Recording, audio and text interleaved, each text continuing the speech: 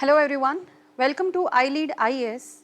Today here we are going to start a new series in which we will be completing our important personalities of modern Indian history. Okay, so first of all we will be starting with Governor General and Viceroys, and then later on Indian personalities which have played a very important role in modern Indian history. Okay, so this will help us in active recall during exams, and also this will help in prelims plus value addition in your mains answer writing. So let us start with our discussion. First of all, today we will be covering Governor General Warren Hastings. Okay, so let's discuss something about him. Like ये कैसे आपको help करेगा governor, जो अभी हम इस series में जो स्टार्ट कर रहे हैं वो हेल्प कैसे करेगा आपको कि जैसे जैसे आपके पास प्रीलिम्स आएगा आपके पास, तो आपके पास एक प्लेलिस्ट तैयार रहेगी कि जितनी भी अगर बाई चांस आपको आज इंपॉर्टेंट पर्सनालिटीज़ कवर करनी है वो सब हमें एक जगह पे कंपाइल्ड मिल जाएंगी. ठीक है, तो ये हमें हेल्प करेगा प्रीलिम्स के आंसर अटेम्प्ट करने में कि बाई चांस आपको वॉरेन हेस्टिंग के बारे में कोई क्वेश्चन मिला है प्रीलिम्स में, या मान लो टेस्ट सीरीज में, या फिर आप मान लीजिए किसी और एग्जाम में, तो आपको ये रहेगा कि ये क्वेश्चन नहीं अटेम्प्ट हुआ है, तो आप जाके डायरेक्ट इस प्लेलिस्ट को खोल सकते हैं और इसमें आप अपना देख सकते हैं आंसर कि क्या क्या हमारा मिस हुआ है, क्या क्या नहीं हुआ है. तो चलिए स्टार्ट करते हैं आज के हमारा discussion. This is regarding Warren Hasting. तो सबसे पहले हम डिस्कस कर लेते हैं कि वॉरेन हेस्टिंग से पहले थोड़ी बहुत हिस्ट्री कि आए कैसे थे ब्रिटिशर्स. ओके, तो 1600s का टाइम था. उस टाइम क्वीन एलिजाबेथ वन ने एक रॉयल चार्टर इशू किया था कि आप जाइए ईस्ट इंडिया कंपनी को, कि आप जाइए और आप ट्रेड करिए इंडिया में. ओके, क्योंकि other European powers like Portuguese and Dutch तब तक वो आ चुके थे इंडिया में ट्रेड करने के लिए. ओके, तो वो भी इस बात से बहुत इंट्रीग्ड थे कि आप भी जाइए और इंडिया में ट्रेड कीजिए. तो इंग्लिश ईस्ट इंडिया कंपनी को क्वीन एलिजाबेथ वन से क्या मिल गया था, एक रॉयल चार्टर इशू हो गया था. ओके, 1600s में. उसके बाद क्या हुआ था, 1608 में भी एक बार उन्होंने ट्राई किया था कि आप हमें रॉयल फरमान दे दीजिए that we want to set up a factory at Surat, लेकिन तब उनको डिक्लाइन कर दिया था बिकॉज उस टाइम पे जो पोर्चुगीज थे वो पावर में थे, अच्छे खासे पावर में, तो वो इन्फ्लुएंस करते थे मुगल पावर्स को. ठीक है, कि आप नहीं दे सकते हैं, अब हम कर रहे हैं इधर ट्रेड तो आप नहीं दे सकते हैं. ओके, तो हालांकि मुगल रूलर भी ज़्यादा खुश नहीं थे पोर्चुगीज से, बट वो नहीं दे पाए बिकॉज ऑफ सम प्रेशर.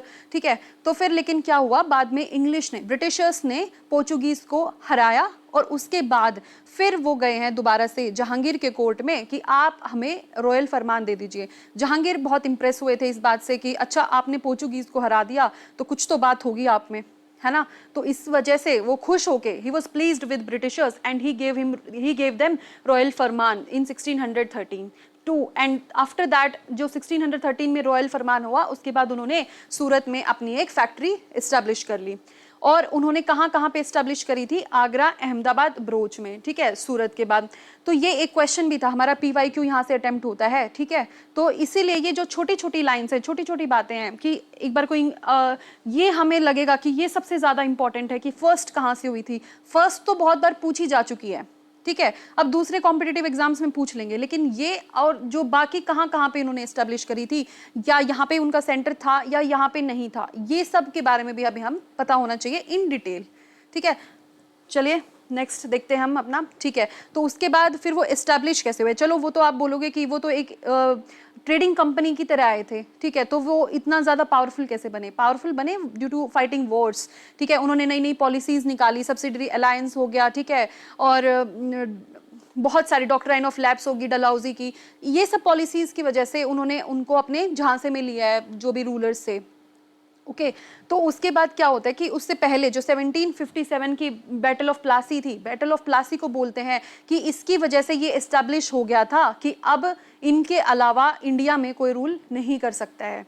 ठीक है, 1757 was the marking of the initiation of political rule of English East India Company.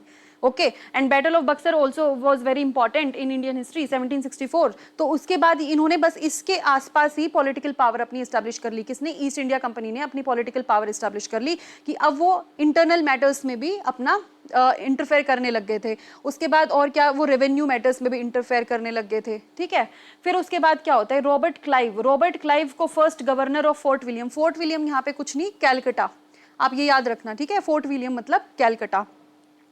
तो रॉबर्ट क्लाइव को फर्स्ट गवर्नर बनाया गया था। ओके, रॉबर्ट क्लाइव ने इंट्रोड्यूस किया था एक dual system of government. Okay, चलिए देखते हैं एक बार।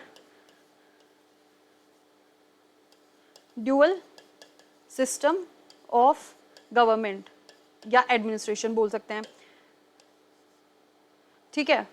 तो इसमें क्या किया था इन्होंने कि दीवानी राइट्स एंड निजामत राइट्स, दीवानी राइट्स किससे रिलेट कर सकते हैं? दीवानी राइट्स हम रिलेट करेंगे हमारे रेवेन्यू से, और निजामत किससे करेंगे? सिविल एडमिनिस्ट्रेशन से। ओके, तो फिर क्या हुआ था कि जो ड्यूअल सिस्टम ऑफ गवर्नमेंट था इसने ना ड्यूअल कर दिया था रॉबर्ट क्लाइव ने, कि जो हमारा दीवानी राइट्स होंगे, दीवानी वाला जो पार्ट होगा हमारा वो हम लेंगे, रेवेन्यू हम किससे लेंगे? मुगल एम्परर से, और जो निजामत वाला हमारा पार्ट होगा, पॉलिटिकल एडमिनिस्ट्रेशन वाला पार्ट होगा, उसको हम किससे लेंगे? नवाब ऑफ बंगाल से। तो ये था ड्यूअल सिस्टम ऑफ गवर्नमेंट, ठीक है। इतना ही काफी, अभी वॉरेन हेस्टिंग के टाइम पे जानना ये सब इतना जरूरी नहीं है, बस ये पता होना चाहिए कि रॉबर्ट क्लाइव ने हमारा ड्यूअल सिस्टम ऑफ गवर्नमेंट दिया था, ठीक है। तो फिर अब अबॉलिशन, सबसे पहला काम क्या किया है आते ही? सबसे देखो, ये इन जनरल आज भी हमारी पॉलिटिकल प्रैक्टिस होती है, ठीक है। और कि जैसे अभी एक नई सरकार आ गई मान लो, ठीक है, तो उसने पिछले के जो काम थे ना उसको उलटना ही है, कुछ ना कुछ तो उलटना ही है उसने, ठीक है। तो रॉबर्ट क्लाइव के बाद इनको डाला था इसमें, ईस्ट इंडिया कंपनी ने यहाँ पे एडमिनिस्ट्रेशन के लिए वॉरेन हेस्टिंग को। वॉरेन हेस्टिंग्स ने आते ही क्या किया है कि सबसे पहले तो इस ड्यूअल सिस्टम को खत्म करो, सब कुछ हम करेंगे, सब कुछ हमारा है, ठीक है, कोई किसी से रेवेन्यू लेने की जरूरत नहीं है, सब कुछ हम ही इकट्ठा करेंगे, ठीक है, हम ही पॉलिटिकल हैं, हम ही भगवान हैं, उन्होंने ये डिक्लेयर कर दिया था, ठीक है। तो जो ईस्ट इंडिया कंपनी ने डिसाइड किया था कि जो दीवानी राइट्स हैं वो खुद से वो अपने कलेक्शन करेंगे रेवेन्यू का, कोई मुगल एम्परर से लेने की जरूरत नहीं है, ठीक है। ड्यूअल सिस्टम इंट्रोड्यूस जो रॉबर्ट क्लाइव ने किया था वो उनको अबॉलिश कर दिया था। और फाइनेंसिस को इंप्रूव करने के लिए भी उन्होंने क्या किया था कि जो हमारे नवाब ऑफ बंगाल को अलाउंस तो जाएगा ना, अगर आप उनके पॉलिटिकल मैटर्स में इंटरफेयर कर रहे हैं तो अलाउंस तो जाएगा उनको, तो जो वो अलाउंस था वो भी उन्होंने हाफ कर दिया था। और जो मुगल एम्परर को जाते था पैसा, क्योंकि वहां से भी पैसा आता था, तो उसको भी उन्होंने अबॉलिश कर दिया था। क्योंकि इन्होंने, इससे हमें पता चलता है कि अबॉलिशन ऑफ ड्यूअल सिस्टम में मेन पार्ट क्या रहेगा? रेवेन्यू का। कि जो वॉरेन हेस्टिंग्स थे उन्होंने क्या किया था, अपना फाइनेंशियल सिचुएशन जो ईस्ट इंडिया कंपनी की थी, क्योंकि जब वो आए थे उधर अपनी पोजीशन उन्होंने कैप्चर करी थी, तो उसके बाद से उनकी जो देखा था कि कंपनी बैंकरप्सी की तरफ जा रही है, तो इसलिए सबसे पहला काम उन्होंने क्या किया था कि सबसे पहले हम फाइनेंशियल अपना ठीक करते हैं सिस्टम, ठीक है। उसके बाद रेवेन्यू रिफॉर्म्स में मतलब क्या कि बोर्ड ऑफ रेवेन्यू, कि चलो आपने बोल दिया है कि आप कलेक्ट करेंगे खुद से, हम दीवान बन गए हैं, खुद ही हम अपना रेवेन्यू कलेक्ट करेंगे, हम मुगल एम्परर से कोई नाता वाता नहीं रख रहे हैं, हम अपना काम खुद कर सकते हैं। तो लेकिन फिर करेगा कौन उसको? एजेंट्स करेंगे, बहुत सारे कंपनी के एजेंट्स को सुपरवाइज करने के लिए भी कोई होना चाहिए। तो सुपरविजन के लिए बनाया था बोर्ड ऑफ रेवेन्यू, जो कि बनाया था कैलकाटा में। इसका मेजर काम क्या था कि कलेक्शन ऑफ रेवेन्यू। और जो ट्रेजरी थी मुर्शिदाबाद से कलकत्ता कौन लेके आया? ये हर एक लाइन में ना क्वेश्चन है, स्टेटमेंट है, कोई भी स्टेटमेंट आ जाएगी। The Warren Hasting shifted the treasury from Murshidabad to Calcutta, हमें आइडिया नहीं है। ये सब आपकी लाइन सारी की सारी आपकी एनसीईआरटी में दी हुई है। तमिलनाडु जो हिस्ट्री की एनसीईआरटी है क्लास 12th की, that is very very important, ठीक है। उसमें आपको ये बिल्कुल चैप्टर वाइज आपको सारे गवर्नर जनरल दिए हुए हैं। आई विश कि आप उनको इग्नोर ना करें एंड आप उनको कवर करके फिर वीडियो देखें, ठीक है। सबसे पहले एक बार आप कवर कर लें, या फिर ये भी हो सकता है आप पहले वीडियो देखें, फिर जब आप पढ़ने लगेंगे ना उस बुक को, तो आपके लिए बहुत ईजी हो जाएगा, क्योंकि मैंने सारे मेजर पॉइंट्स यहाँ पे लिख लिए हैं उनके, ठीक है। बस थोड़ी बहुत एक्ट्स हैं, जैसे कि रेगुलेटिंग एक्ट है 1773 की, पिट्स इंडिया एक्ट है, लेकिन वो आपकी क्या होगी, हम बाद में एक दूसरी उसमें पार्ट में कवर करेंगे, क्योंकि वो जो एक्ट्स हैं उन पे क्वेश्चन बनता ही बनता है, हर बार क्वेश्चन आएगा, या तो पॉलिटी के क्वेश्चन के फॉर्म में आ जाएगा, या फिर आपके हिस्ट्री के फॉर्म में आ जाएगा, लेकिन आएगा जरूर। तो वो बहुत ज्यादा इंपॉर्टेंट है। मैं नहीं चाहती कि इसके साथ हम मिक्सअप कर दे चीजों को, और आप क्या सोचेंगे कि इतनी बड़ी वीडियो होगी, कैसे रिटेन करेंगे उसको, ठीक है। तो वो आप अपना दूसरी वीडियो में देखेंगे, ठीक है। तो फिर अब हम देखते हैं कि रेवेन्यू रिफॉर्म्स में क्या किया था। बोर्ड ऑफ रेवेन्यू उन्होंने बना दिया था, उन्होंने क्या किया था, ट्रेजरी को शिफ्ट कर दिया था कलकत्ता में। इसी वजह से क्या हुआ, फिर धीरे धीरे कलकत्ता को ही उन्होंने कैपिटल बना दिया था ब्रिटिश उसकी बंगाल की, और फिर उसकी वजह से ही क्या हुआ था, ब्रिटिश इंडिया की भी कैपिटल कौन बन गया था, बंगाल, ठीक है। फिर दिल्ली कब बनी थी कैपिटल, ठीक है, इंडिया की जो कैपिटल है दिल्ली कब बनी थी, पहले तो यहाँ पे लिखा हुआ है ना कि उन्होंने वॉरेन हेस्टिंग्स ने उसको बंगाल को कैलकाटा को बना दिया था, पहले बंगाल का और फिर इंडिया का। तो दिल्ली कब बनी थी, right down in the comment section please. Okay, तो 1772 में बनी थी बंगाल की कैपिटल कैलकाटा।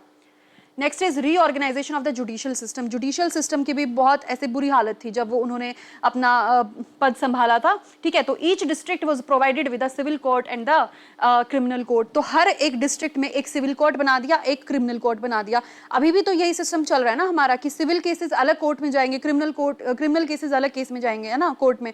तो यही सब चल रहा है अभी भी। तो यही उन्होंने किसने स्टार्ट किया था, वॉरेन हेस्टिंग्स ने स्टार्ट किया था ये वाला सजेशन कि आप 2 कोर्ट अलग से बनाइए, सिविल वाले, पैसा हो गया, ठीक है, छोटी मोटी चीज होगी, लेकिन बड़े क्राइम्स जो थे जैसे कि मर्डर होता है, ठीक है, इस टाइप की जो बड़े बड़े क्राइम्स है ना वो क्रिमिनल में आ जाएंगे और उनको आप अलग से डील कीजिए। तो जो सिविल कोर्ट था वो हमारा किसके अंडर था, कलेक्टर के अंदर, और जो क्रिमिनल था वो था इंडियन जज। क्रिमिनल इंडियन जज के अंडर क्यों था, क्योंकि जो क्रिमिनल चीज क्या है वो उधर की सोसाइटी डिसाइड करेगी कि ये क्राइम है, ठीक है। सिविल तो कौन डिसाइड करेगा, एडमिनिस्ट्रेशन डिसाइड करेगा कि ये सिविल केस है, आप इसको हम धोखा मानेंगे नहीं मानेंगे, ये सारा सिविल का काम है, ठीक है। ये तो कलेक्टर भी संभाल लेगा आपका। लेकिन जो क्राइम को, ये सोसाइटी है इंडियन सोसाइटी, आप बाहर से आए हैं, ठीक है, आपके वहां पे अलग सोसाइटी है, आप किसी चीज को क्राइम माने ना माने वो इधर जरूरी नहीं है वही चीज अप्लाई होगी, ठीक है। तो अगर आप उस चीज को क्राइम मानते नहीं है तो आपको पता कैसे होगा कि इधर क्रिमिनल कोर्ट में हम डील किस किस केस के साथ करेंगे, ठीक है। वो किसको पता होगा, इंडियन जज को पता होगा, समझ रहे हैं।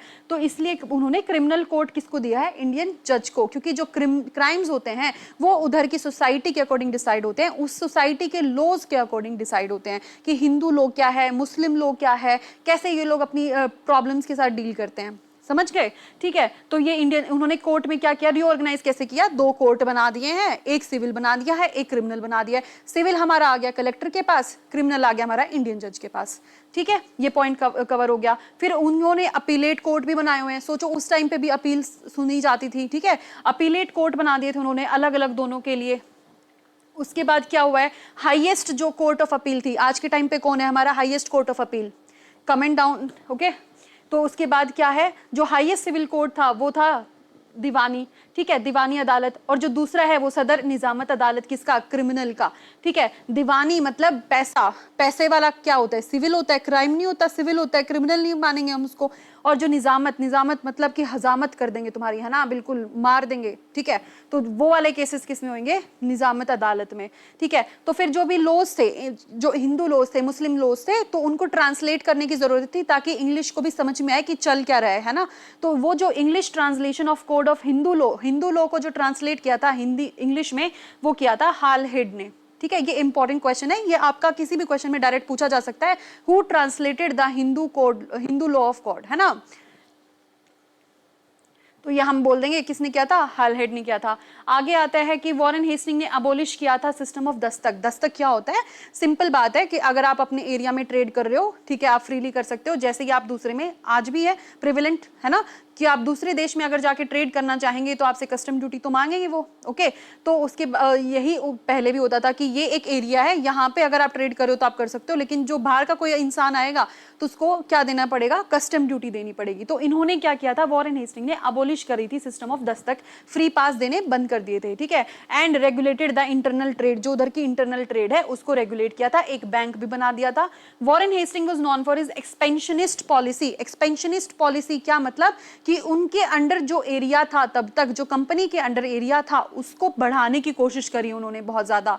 ये हम किससे पता करेंगे कि आपके रोहिला वॉर भी उसी टाइम हो रहा है, आपका फर्स्ट मराठा वॉर भी उसी टाइम हो रहा है, आपका सेकंड एंग्लो मैसूर वॉर भी उसी टाइम हो रहा है। तो अगर बाय चांस क्वेश्चन आता है कि एक्सपेंशनिस्ट पॉलिसी किसकी थी, ठीक है, वो किसकी थी, वॉरेन हेस्टिंग्स की। डायरेक्ट आता है क्वेश्चन, ठीक है, कि रिंग फेंस पॉलिसी किसकी थी, ओके, और डॉक्ट्राइन ऑफ लैप्स किसकी थी, ठीक है, सब्सिडरी अलायंस किसकी थी, ओके। तो ऐसे ये क्वेश्चन भी आ सकता है कि एक्सपेंशनिस्ट पॉलिसी किसकी थी, तो एक्सपेंशनिस्ट थी हमारी वॉरेन हेस्टिंग्स की, ठीक है। फिर आते हैं हमारे ये एक्ट्स, जो जितने भी एक्ट्स हैं ये हम अलग से कवर करेंगे, डोंट वरी अबाउट दैट। बस हम देख लेते हैं कि वॉरेन हेस्टिंग्स के टाइम पे कौन कौन सी एक्ट हमारी आई थी। सबसे पहली रेगुलेटिंग एक्ट जिसने बेस बनाया था पॉलिटिकल एडमिनिस्ट्रेशन का, ब्रिटिशर्स का, अच्छे से बिल्कुल, ठीक है। तो वो सबसे पहली एक्ट हमारी, हर कहीं भी हम पढ़ेंगे सबसे पहले हम एक्ट्स ही पढ़ते हैं, ठीक है। पॉलिटी में फर्स्ट चैप्टर ही इसका है लक्ष्मीकांत में, रेगुलेटिंग एक्ट ऑफ 1773। उसके बाद एक छोटी सी एक्ट और आती है 1781 में, बिल्कुल छोटा सा दिया होता है, किसी किसी बुक में नहीं भी दिया होता है कि 1781 में एक एक्ट आई थी जिसमें उन्होंने डिवाइड कर दिया था कि मेजरली क्या हुआ था कि आप वाइट को वाइट करेंगे डील और उसको इंडियंस को इंडियन जजेस ट्राई करेंगे, which divided the power of jurisdiction between governor general in council and supreme court. उनके बीच में डिवीजन आ गया था, लेकिन उससे फिर थोड़ा हैफजार्ड मैनर हो गया था, उसके बाद उन्होंने लेके आए थे। तभी कि देखो इसमें तो काफी टाइम है, लेकिन इसमें सिर्फ 2-3 साल का अंतर है। पिट्स इंडिया एक्ट भी वॉरेन हेस्टिंग के टाइम पे आई थी, और जो उन्होंने वॉरेन हेस्टिंग ने एक इंपॉर्टेंट काम क्या किया था, सो एशियाटिक सोसाइटी ऑफ बंगाल भी इन्होंने ही एस्टैब्लिश करी थी, ठीक है। अब देखते हैं चार्जेस अगेंस्ट वॉरेन हेस्टिंग्स। तो चार्जेस की, भाई उसने तो संभाला है बहुत अच्छे से काम, लेकिन उनके खिलाफ चार्जेस लिए गए थे। किस बेस पे चार्ज, क्या किया था उनके साथ, उनको इम्पीच कर दिया था ब्रिटिश पार्लियामेंट में, ओके। उनको इम्पीच कर दिया था, उनको हटा दिया था उनके पोस्ट से। किस बेस पे, क्या क्या उनके ऊपर चार्जेस लगाए थे उन्होंने, चार्जेस लगाए थे, बहुत इंपॉर्टेंट चार्जेस तो नहीं है, लेकिन वी शुड नो कैसे आप इसको कैसे यूज कर सकते हैं, अपने मेंस आंसर राइटिंग में यूज कर सकते हैं, या फिर किसी स्टेटमेंट में आ गया कि मान लीजिए कि नंदा कुमार का केस किस वॉइस रॉय से रिलेटेड था, किस गवर्नर जनरल से रिलेटेड था, किस गवर्नर से रिलेटेड था, ऐसे क्वेश्चन आ सकता है, बन सकता है। हम किसी चीज को ना स्किप नहीं करेंगे अब, क्योंकि अब पैटर्न बदल गया है, हमें हर चीज को डिटेल में पढ़ने की आदत बना लेनी चाहिए।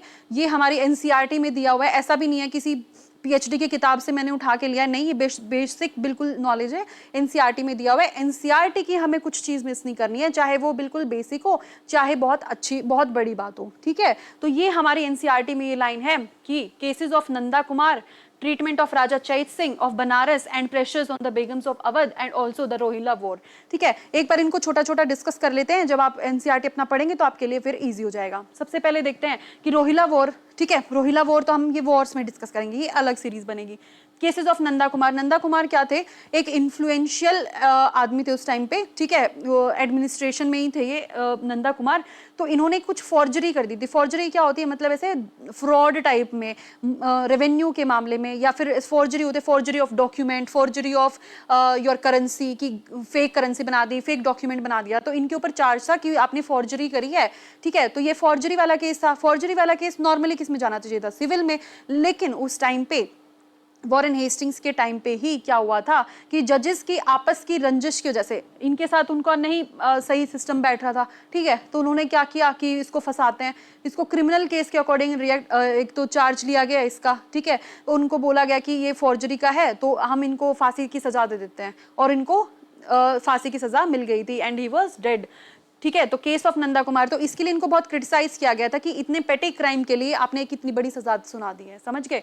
आगे था ट्रीटमेंट ऑफ राजा चैत सिंह। राजा चैत सिंह के साथ भी उन्होंने क्या किया था, राजा चैत सिंह ने पैसे देने से मना कर दिया था, पैसे नहीं दे पाए थे वो, तो फिर वॉरेन हेस्टिंग्स ने क्या किया था, हैवी पेनल्टी लगा दी थी एक तो, और दूसरी मतलब एक अनजस्ट मैनर में उनको हटा दिया था, डिस्पोज ऑफ कर दिया था, उनकी मतलब गद्दी को हटा दिया था गद्दी से, कि आप चलो यहाँ से निकलो, ठीक है। तो ये ईस्ट इंडिया कंपनी की पॉलिसीज के खिलाफ था, तो इसलिए उन्होंने इसके ऊपर भी चार्जेस लगाए थे।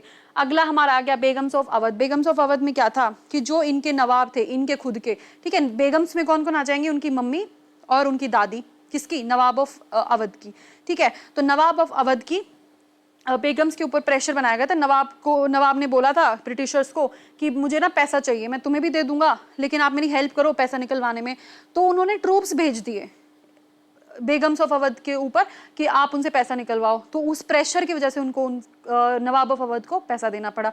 तो ये कोई ईस्ट मतलब इतनी बड़ी कंपनी है आपकी, ये आपके कोई काम थोड़ी है, इसके ऊपर आपके चार्जेस लग गए हैं, ठीक है। तो ये कुछ चार्जेस थे उनके ऊपर, जिसकी वजह से उनको इम्पीच किया गया था, लेकिन बहुत लंबा केस चला था, बाद में उनको एक्विट कर दिया था सारे चार्जेस से, एंड देन पेंशन मिल गई थी उनको, ठीक है। फिर हम एक बार ये भी देख लेते हैं रोहिला वॉर का। रोहिला वॉर का एक बार छोटा सा रूप देख लेते हैं क्या हुआ था, ठीक है। मान लीजिए ये रोहिला वार है, ये सॉरी रोहिलखंड है, ठीक है। ये नवाब ऑफ अवध है, और ये हमारा है मराठास, ठीक है। तो फिर ये जो रोहिलखंड का जो एरिया है, ये जो इनके जो नवाब थे, जो रूलर थे इनके, ठीक है, उन्होंने ब्रिटिशर्स के साथ एक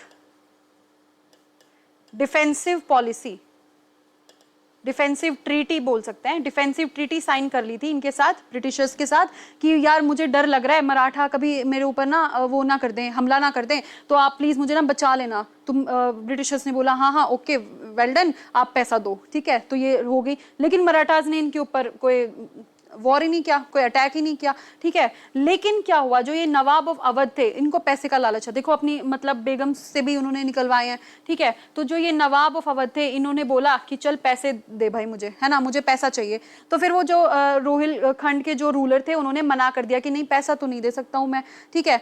तो फिर नवाब ऑफ अवध, जैसे ब्रिटिशर्स के साथ इनके रिलेशन सही हो ही गए थे, उनकी जब उन्होंने इतना ही प्रेशर डलवा दिया, तो ये मतलब यहाँ पे भी तो प्रेशर डलवा सकते हैं। ब्रिटिशर्स के साथ मिलके क्या हो गया कि इन्होंने यहाँ पे अपने ट्रूप्स भेज दिए। तो रोहिलखंड वाली ट्रीटी भी तो आपने पहले साइन की हुई थी ना, कि आप उनको बचाएंगे। डिफेंसिव पॉलिसी अगर आपने अपनी डिफेंसिव ट्रीटी साइन की हुई है, तो फिर आप उसी के एनिमी के साथ कैसे आप मिलके उनके ऊपर ही अटैक कर देंगे। तो इसके लिए भी उन्होंने उनको क्या क्रिटिसाइज किया जाता है कि आपने जो रोहिला अफेयर था, वो आपने एक अच्छे तरीके से, मैच्योर तरीके से हैंडल नहीं किया, ठीक है। तो ये हमारा हो गया Rohilla war and that's it. ये था वॉरेन हेस्टिंग्स के बारे में। अब हम आगे धीरे धीरे ऐसे ही एक एक इंपॉर्टेंट पर्सनालिटी को कवर करते जाएंगे। So thank you and have a nice day. अगर कोई भी आपके पास डाउट है तो please comment down and ask me, I will be answering them personally. So thank you and have a nice day.